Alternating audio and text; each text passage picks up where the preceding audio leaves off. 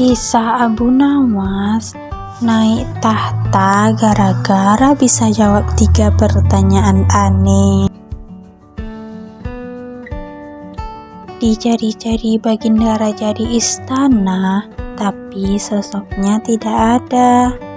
Raja pun mengutus para pengawal untuk memanggil Abu Nawas di rumahnya. Setelah mendapat perintah baginda raja, Abu Nawas cepat-cepat datang ke istana. Ketika itu dia tahu bahwa raja sedang kesal kepadanya. Abu Nawas pun tidak berani menatap wajah raja. "Abu Nawas, kenapa kau tidak datang untuk melihatku hari ini?" tanya raja dengan singkat. "Saya mohon ampun dengan sangat, baginda. Saya punya banyak pekerjaan untuk diselesaikan," jawab Abu Nawas. "Jadi kau pikir pekerjaanmu itu lebih penting daripada aku?" tanya raja balik dengan sangat geram. Abu Nawas terdiam. Kemudian raja melanjutkan, "Aku ingin menanyaimu beberapa hal. Kau harus jawab dengan benar. Kalau kau tidak bisa menjawab, aku akan menghukummu." "Apa saja, baginda?" "Pertama, apa yang Tuhan kerjakan sekarang? Kedua, berapa banyak bintang di langit? Ketiga, di mana titik tengah bumi?" tanya raja. Abu Nawas menjawab, "Saya mohon ampun, baginda. Saya tidak dapat menjawab pertanyaan-pertanyaan itu dengan sekaligus. Baginda harus memenuhi persyaratan sebelum saya menjawab pertanyaan-pertanyaan itu." "Apa itu?" tanya baginda balik kepada Abu Nawas. "Jika Anda bersedia turun dari tahta, saya akan duduk di atasnya dan menjawab pertanyaan-pertanyaan Anda," jawab Abu Nawas.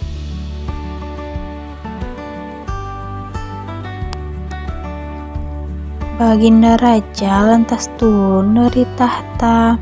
Abu Nawas menduduki tahta sultan itu, menginjak tikar yang terbuat dari kulit kambing.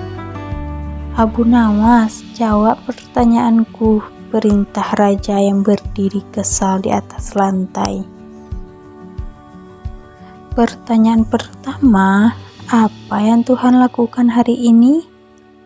Baru saja Tuhan membuat Anda turun dari tahta dan mengangkat seorang manusia awam. "Abu Nawas, ke tatah negeri ini," jawabnya.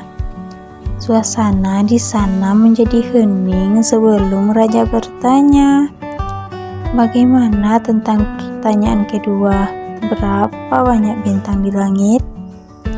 "Baginda, jika Anda benar ingin tahu jumlah bintang di langit, biarkan saya memberitahu Anda," jawab Abu Nawas. Tangan kanannya mengambil tikar kulit kambing dari kakinya. Jumlah dari bintang-bintang sama dengan jumlah bulu di kulit kambing ini. Anda dapat menghitungnya jika Anda tidak percaya kepada saya. "Siapa di dunia ini yang dapat menghitung bulu-bulu kambing?" tanya raja sedikit kesal. Abu Nawas menjawab cepat, "Itu persoalan yang sama terjadi pada bintang-bintang. Siapa di dunia ini yang mampu menghitung bintang-bintang? Hanya Tuhan yang tahu." "Baiklah, sekarang aku ingin tahu, di mana titik tengah dari bumi? Cepat jawab." Abu Nawas sekonyong-konyong merenggut tombak di sampingnya. Ia lempar tombak itu ke lantai. Tombak itu menancap di depan raja. Baginda, itu merupakan titik tengah bumi. Kalau Anda tidak percaya kepada saya, perintahkan orangmu untuk mengukur jaraknya dari barat, timur, utara, dan selatan. Abu Nawas, siapa yang bisa mengukur jarak itu? Tanya raja. Anda benar, Baginda. Hanya Tuhan yang tahu titik tengah, bukan Abu Nawas, juga bukan Raja Eron. Abu Nawas menjawab tenang. Saat ia mendengar jawaban itu, Raja menyadari bahwa Abu Nawas benar-benar seorang yang cerdas dan bijaksana. Ia mencintainya lebih dari sebelumnya. Allahu a'lam.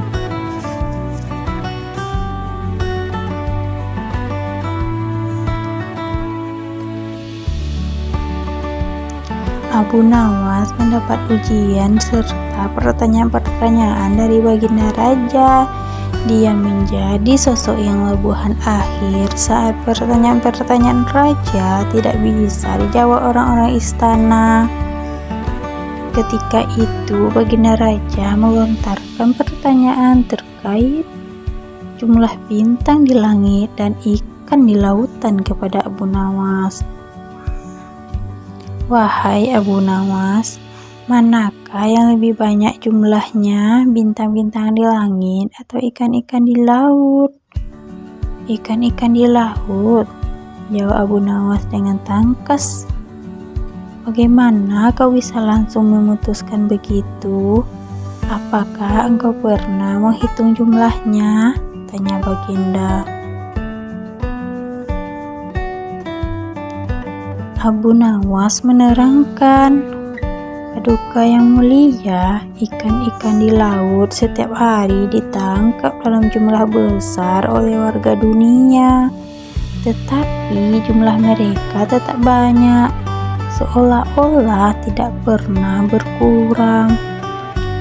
Lalu dengan bintang-bintang di langit? Tanya Baginda Raja penasaran. Jumlah mereka juga banyak, tapi bintang-bintang di langit tidak pernah ditangkap dan tidak pernah diambil. Maka jumlah mereka tidak pernah berkurang, jawab Abu Nawas dengan yakin.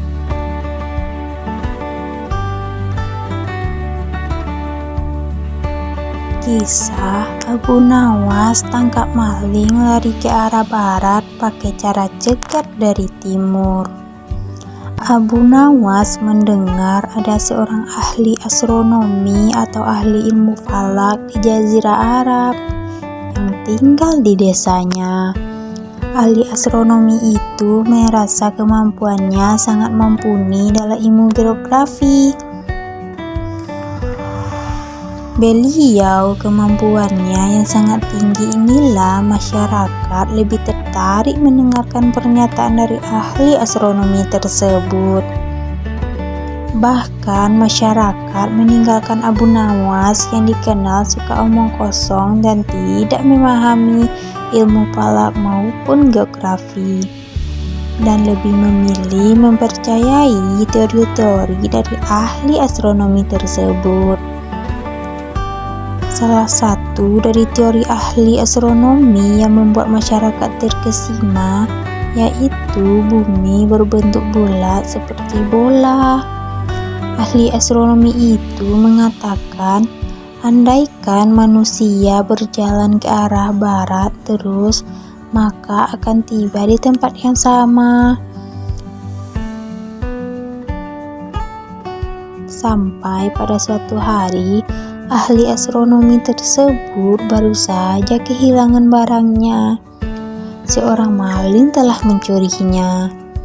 Di saat yang sama, Abu Nawas sedang melintas di daerah rumahnya. Ahli astronomi itu lantas berteriak dan minta tolong kepada Abu Nawas. Dengan terengah-engah, ahli astronomi itu berkata, "Hai Abu Nawas, tolonglah aku. Aku baru saja kehilangan barang. Maling baru saja mencuri barangku. Tolong bantu kejar malingnya." Abu Nawas bertanya kepada ahli astronomi tersebut, "Lari kemana malingnya?" Mendengar hal itu, Abu Nawas segera lari ke arah timur. Sang astronomi itu berkata malingnya lari ke arah barat. Mendengar hal itu, Abu Nawas segera lari ke arah timur. Melihat hal itu, ahli astronomi tersebut jengkel. "Aku sudah bilang kalau malingnya lari ke arah barat. Kok kamu lari ke arah timur?" Suatu saat akan sampai juga, timpal Abu Nawas menirukan perkataan ahli astronomi beberapa waktu lalu.